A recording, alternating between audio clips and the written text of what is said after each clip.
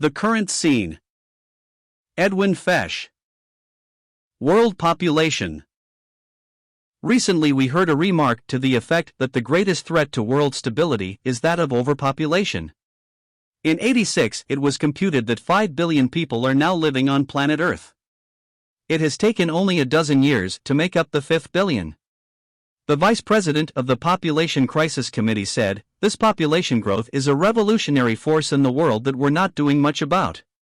The Earth's population has more than tripled in the last century and the rapid growth continues. This dubious fruitful multiplication is taking place in the so-called Third World, where poverty, disease, hunger, illiteracy and unemployment make life a daily struggle for survival. Thousands of landless nationals are seeking an asylum in the West, with millions pressing them to lessen their problem of overcrowding. The popular concept of one man one vote as a cure for all ills could pave the way for the tyranny of the majority. South Africa is not appreciating the pressures for instant change front without. There are saturation points where humanism and pacifism dig their own graves. Eventually there are limits that only draconian methods can maintain the status quo of the comfortable, with always the constant fear that revolutionary forces will be unleashed. Half of the problems of the republic south of the Rio Grande is overpopulation. If we manage to rid the threat of communism, then they will be to a large extent our wards. A measure of stability can be kept providing there is water and bread to spare, but what are the liberals to do when there is insufficient to go around?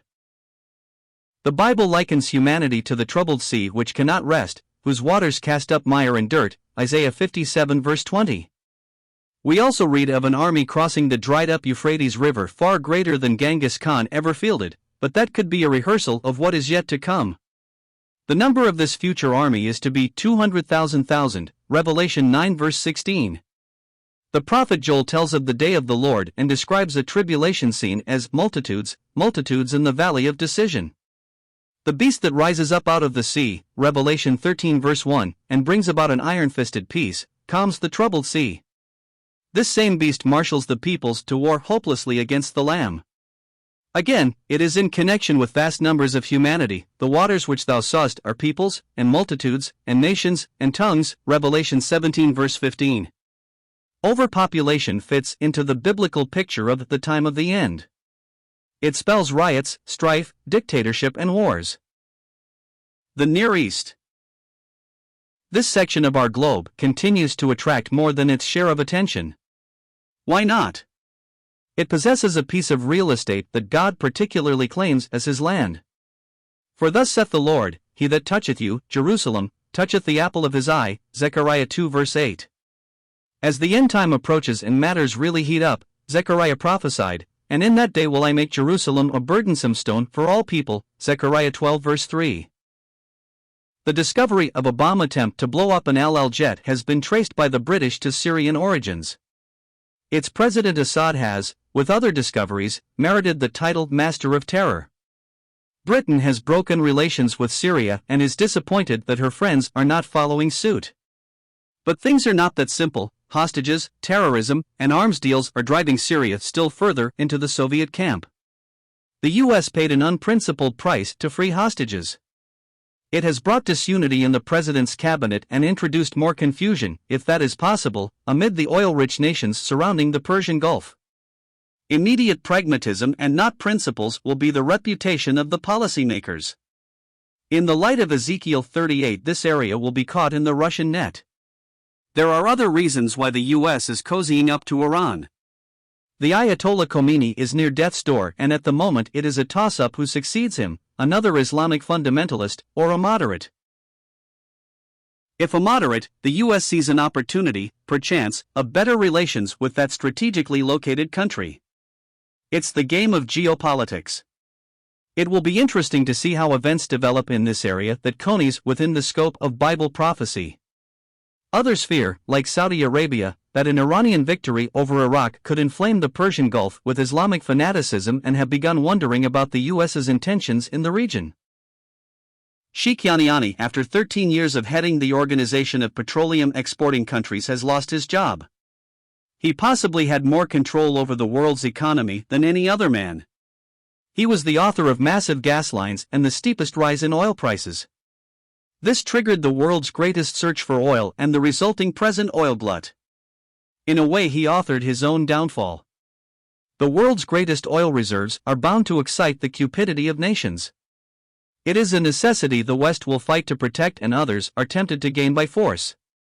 The whole Arab world is volatile, unpredictable changes and loyalties are likely. This is the main reason the U.S. is the friend of Israel as the only reliable ally. As has been observed, it is not the holy places, but the oily places, that make the area so vital to the prosperity of the civilized world. Can we not see God's providence in bringing the world's attention to the Bible lands? Again, matters are heating up in Israel. There has been a changeover of prime ministers. The man now in charge is listed as a hardliner advocating Israeli expansion. Terrorist raids or internal bombing has given the excuse to step up punitive air raids on suspicious terrorist retreats. One of the Israeli planes was shot down, revealing that their enemies have access to highly technical weaponry. Now it is rumored that the Israelis are producing their own nuclear arsenal. Maybe Gaddafi spoke better than he knew when recently interviewed. He said, "America will be harmed because it involved itself for the benefit of the Israelis." The prophet Zechariah wrote, "And in that day will I make Jerusalem a burdensome stone for all people." 12:3. Thus the Bible predicts in the end time that the world will again focus its attention on the Middle East. The immediate cause for this is the presence of Israel and oil. Assad envisions Syria to be the dominant influence in the area, but the Israelis stand in his way. When Gaddafi was asked, would he like to lead such a united Arab world? He answered, smiling broadly, yes, why not? Then of course he could settle the Israeli problem on Arab terms. Both are in opposition to the divine covenants, especially, I will bless them that bless thee, and curse them that curseth thee. Genesis 12 verse 3. Iran Gate. By the time this article finds its way into print, we should expect the mysteries, or are they mysteries, of that umbrella and coined word Iran Gate soundly behind the nation. It gives the legislators an escape hatch by postponing those inevitable days when they must do something about the urgencies of the U.S. that cry louder each day for attention. Sinners, too, can allow their minds to get so clouded with Christian failures, never hard to find, that they fail to get occupied with their own dire need to repent and believe the gospel. Many feel that the president should have taken the responsibility of the actions of his subordinates. Then the palpable mistakes could be patched up, if not forgiven. After all, whatever was done was but the carrying out of the president's policies. Then, too, he was the only one that could get American hostages out. Tearful pleas and almost demands from the relatives of the hostages brought an unkind pressure on the president. The endeavor to do so at any cost was the commanding urgency placed upon the president. At the same time, the geostrategic aims to cozy up to Iran had their appeal, but were little more than a front for the hostages.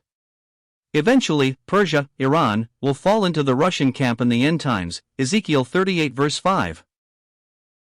At times there is the acknowledged precedent of the president to act independently in situations where secrecy and timing are essential. Who can forget Jefferson's Louisiana Purchase or F.D.R. Lend-Lease policy to help England in World War II? Such are matters that would be debated to death and lose their worth for pitch and action in parliamentary debate. In a dog-eat-dog world, it is hard to imagine that a Christian president could maintain a good conscience in dealing with the inevitable opposition and enemies that only know that winning, no matter how, is the name of the game. At times, right or wrong, expediency demands means to counter the enemy at his own game. What became of the $500 million perhaps only Poindexter and Colonel North can disclose. Presumably all went to the Contras. No one has lined his pockets. Poindexter and North impress one as patriotic servants doing what they believed was best for the country, and certainly was the mind of their commander-in-chief. All might have gone undetected had not a Middle Eastern magazine revealed that American arms were being slipped into Iran. It was a sort of be sure your sin will find you out type of thing. Yet the fuller disclosure of these imbroglios awaits the confessions of those who have taken the fifth. That there was tacit consent to resort to clandestine methods to gain ends seems most feasible. Says U.S. News and World Report. Now, every day of confusion, denial and leak is a day of sad subtraction from a presidency of significant achievement. The observation of Solomon is fitting: one sinner destroyeth much good. This one incident has jeopardized a whole school of other interests. The integrity of the U.S. is called into question by our friends and foes alike. If secret deals are going on that ignore commitments and policies, then suspicions arise. The winning back of integrity is far slower than the process of losing it. If the Christian Church had kept true to its original charter, 1 and 2 Corinthians, it might have remained small but a sure refuge to those in this world's bewilderment who might cry, "What must I do to be saved?" Thank God the Church's head can be fully counted upon.